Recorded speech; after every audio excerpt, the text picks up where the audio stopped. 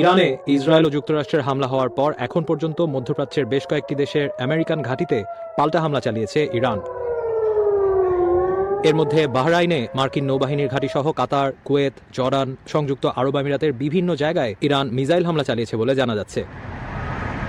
কাতারে মধ্যপ্রাচ্যের বৃহত্তম আমেরিকান সামরিক ঘাঁটি আল উদেইদ লক্ষ্য করে ছোড়া বেশ কিছু মিসাইল কাতারের কর্তৃপক্ষ প্রতিহত করেছে বলে জানিয়েছে। জর্ডান, বাহরাইন ও কুয়েতের কর্তৃপক্ষ জানিয়েছে যে তারা বেশ কিছু মিসাইল ভূপাতিত করেছে।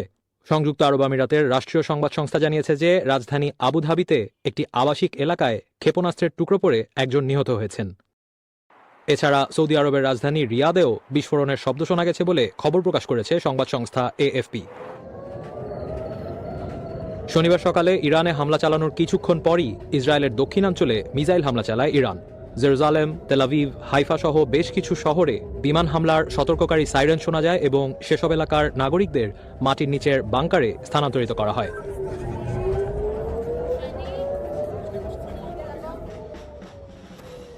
ইরানের পররাষ্ট্রমন্ত্রী আব্বাস আরাকচি জানিয়েছেন, ইরান আত্মরক্ষার অধিকারের আওতায় সব ধরনের সামরিক সক্ষমতা ব্যবহার করে নিজেদের রক্ষা করবে।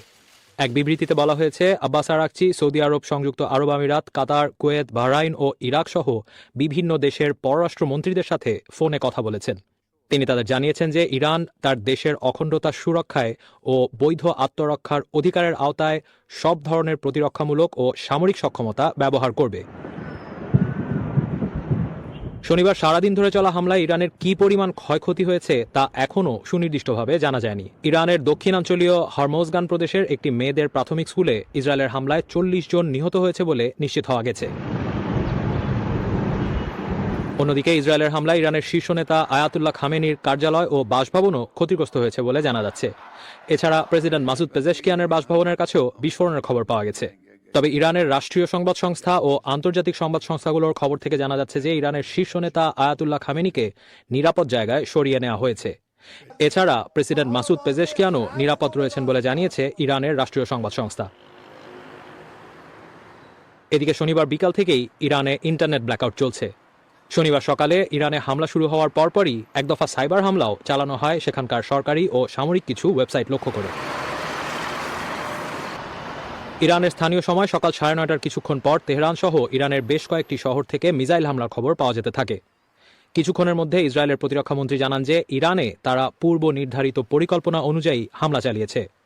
সে সময় তিনি ইসরায়েলে বিশেষ এবং স্থায়ী জরুরি অবস্থা ঘোষণা করেন। তার কিছুক্ষণের মধ্যেই জানা যায় যে তেহরান ছাড়া কেরমানশাহ, কম, লোরেস্তান, কারাজ ও তাবরিজ শহরেও বিস্ফোরণের ঘটনা ঘটেছে। এর কিছুক্ষণের মধ্যে যুক্তরাষ্ট্রের প্রেসিডেন্ট ডোনাল্ড ট্রাম্প ট্রুথ সোশ্যালে ভিডিও পোস্ট করে জানান যে যুক্তরাষ্ট্র ইরানে বড় ধরনের যুদ্ধাভিযান চালিয়েছে। ভিডিওতে তিনি বলেন যে ইরানের ক্ষেপণাস্ত্র সক্ষমতা পুরোপুরি ধ্বংস করতে চায় যুক্তরাষ্ট্র।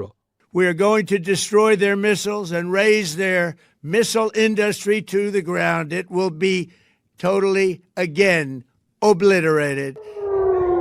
মধ্যপ্রাচ্যে চলমান এই সংঘাত নিয়ে প্রতিক্রিয়া ব্যক্ত করেছেন বিশ্বের বিভিন্ন দেশের নেতারা।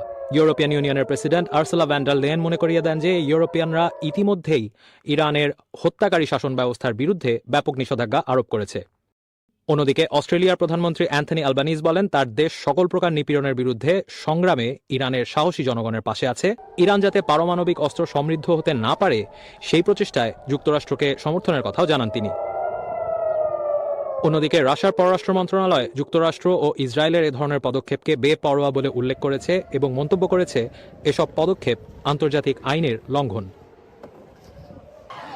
স্পেনের প্রধানমন্ত্রী পেদ্রো সানচেজ যুক্তরাষ্ট্র ও ইসরায়েলের আগ্রাসনকে উস্কানিমূলক হামলা হিসেবে উল্লেখ করে বিবৃতি দিয়েছেন।